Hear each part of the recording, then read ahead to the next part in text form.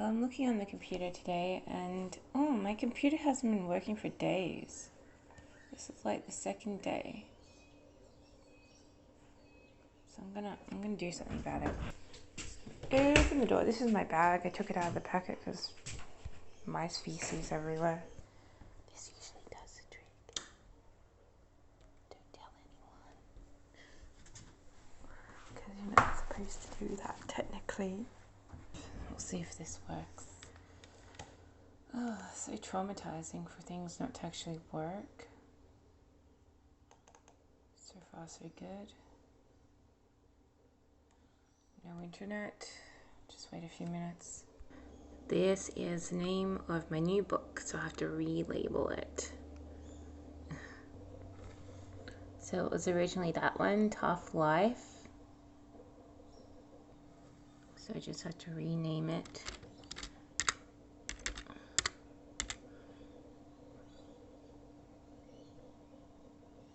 Go.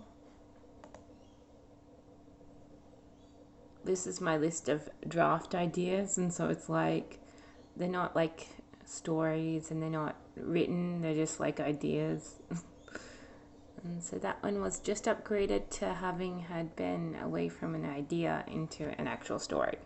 So now it's up here and it's like literally up there because it's regarded finished, and then it gets transferred into one of my other folders. And unfortunately the internet's still not working, so I might have to get a parent to call in about it. So that little trick didn't actually work. But anyhow, what I was going to say is the fact that I don't think I have my job anymore. I mean, usually by Friday afternoon, so I'll definitely know by this afternoon whether or not I'll be allocated more shifts. But I think they half-kick gave me the boot, and I think they're going to contact me in a week or so and not offer me any more shifts or say, oh, the project's had enough people on it, we don't need you, sort of thing. So I think they're going to decrease the hit by taking a long time to do it, and in the meantime not allocate me any more shifts.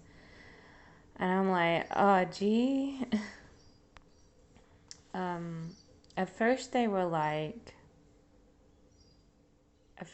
pretty much wrong with their assessment of me reading things off the survey. I do read the lists, except for the first one. The first one I'm a little bit iffy on, but all the other ones I do. Simply because some people just know what they have and what they haven't, and the first one can be decreased a lot. So I do cut corners, but when I was working in an office in the same area, that's not actually wrong to do. I mean, you're allowed to do that, as long as you ask the most important question, and as long as you complete the survey and make hard call appointments, no one's unhappy. And so I take that experience with me, and now it's like they want to pick down to the minuscule point. And so they do expect you to read everything and leave a message every time they haven't been logged as previously received messages. When you're doing like 50 calls, over and over again, you're leaving messages, because some days it's like message for hours. And so sue me if I skip one or two of them.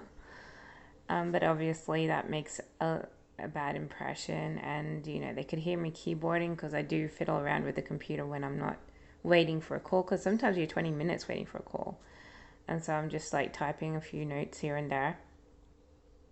But I did make the mistake of not putting my headphones on silence, because then when a message machine is picking up the call, it doesn't matter if you don't say anything, it's like they can hear the typing.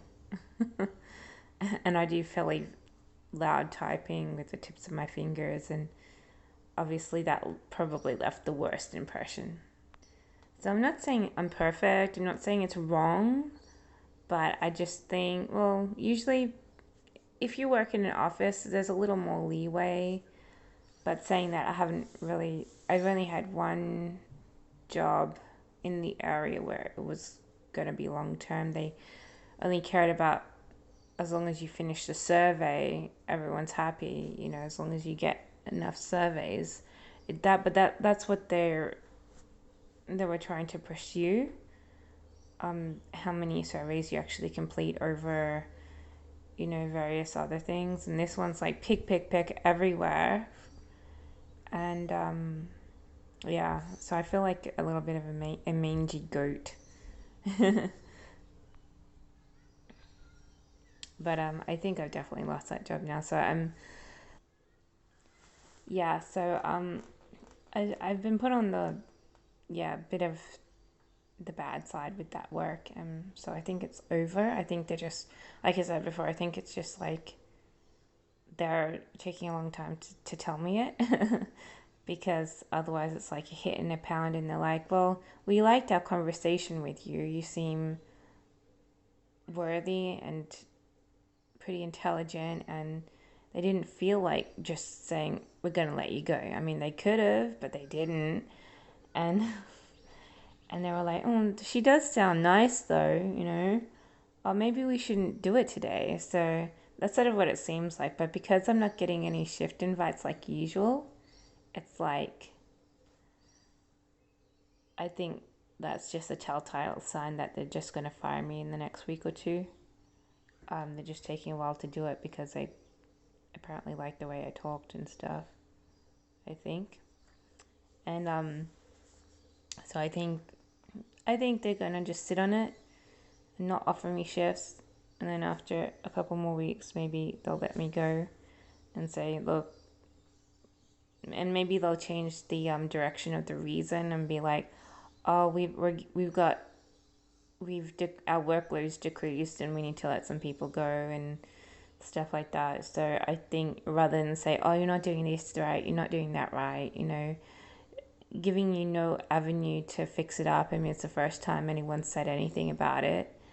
They did say community notice to everyone, make sure you do this and that, but they didn't say specifically to me because I do read a lot of this stuff. I just cut down the paragraphs that lead up to the actual questions and just say the question to get it speedy, because otherwise, your customer is sitting on the phone for ages and they don't want to be there. And so to make it speedy, I just cut through the paragraphs to get to the actual questions. And I just do that in tactic to make sure that the customer's not left hanging on to the phone longer than usual. Otherwise, it'd take 45 minutes, rather than 30. And it's like, sometimes an hour, if they don't answer quick enough. So I did cut around corners sometimes, well, a lot of times, because I'm like, oh, I don't need to say this big paragraph of introductory to this little question. I just say the question. So in that way, I do cut corners. So I am admittedly guilty of doing that, but it's just so that you can have a speedier survey and more speedy service, and they don't mind. They like it speedy and snappy. But yeah. But so that one, I feel as though, like, my gut feeling is that one's probably done now. They probably should have fired me, but because they didn't, they'll probably not offer me shifts and take a little while to do it. So I need this, but it's ironic that the computer's not actually working now that, I don't need to work on it. Otherwise, I'd be freaking out already. But I'll just check this one last time because it has been a few minutes since. Oh, is it gonna work? But I gotta spend the day. Yeah, it's not working. I gotta spend the day looking for other jobs. I think I spent half a day yesterday looking for other jobs, and I need to spend a day, and I need to get this internet working so I can edit my story. Otherwise, I'll be doing nothing productive today because I've got another story that I've magically finished. It's just a trash story. I mean, I do write a lot of trash. I think of a movie, I write a story, and then that's what it looks like, a movie with cuts.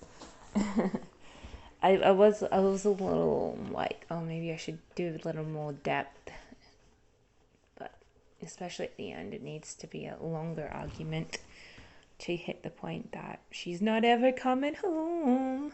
She's been kicked out.